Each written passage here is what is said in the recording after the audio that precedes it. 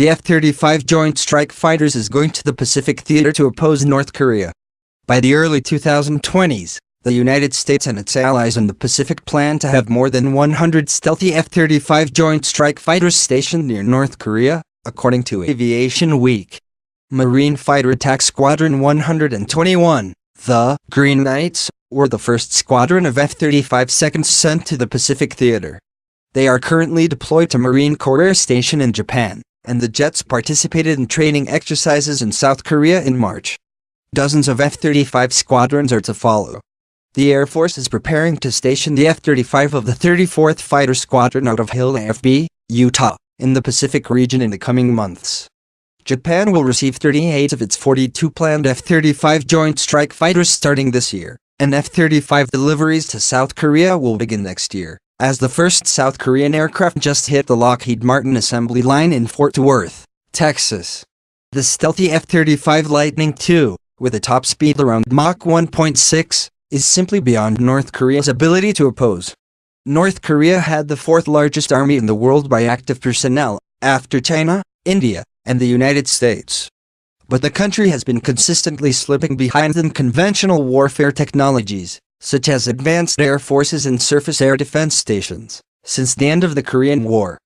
To compensate, Pyongyang has invested heavily in the nuclear weapons program and intercontinental ballistic missiles that could deliver a nuclear warhead to a distant target.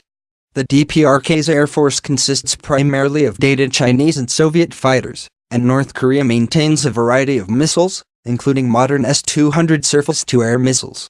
The country's radar and tracking systems remain largely incapable of reliably targeting advanced fighters. However, South Korea, on the other hand, operates variants of the F-15 and F-16, as well as Northrop F-5 fighters and the T-50 advanced supersonic trainer that can be outfitted for light attack.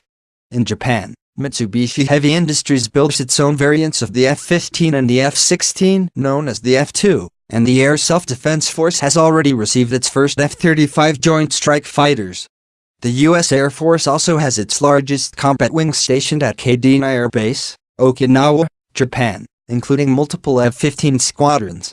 North Korea, backed into a corner with conventional air force, continues to rely on its nuclear weapons program to threaten the coalition forces in the Pacific. North Korea has a reported 30-60 nuclear warheads and advancing ballistic missile capabilities, such as the two-stage Hwasong-14 that launched twice in July. The U.S. response is to line the country's border with F-35 Joint Strike Fighters and other advanced aircraft, ships, and stations enough conventional weaponry to overwhelm North Korea. The reliability of military deterrence is going to be put to the test in the Pacific. Let's hope it holds.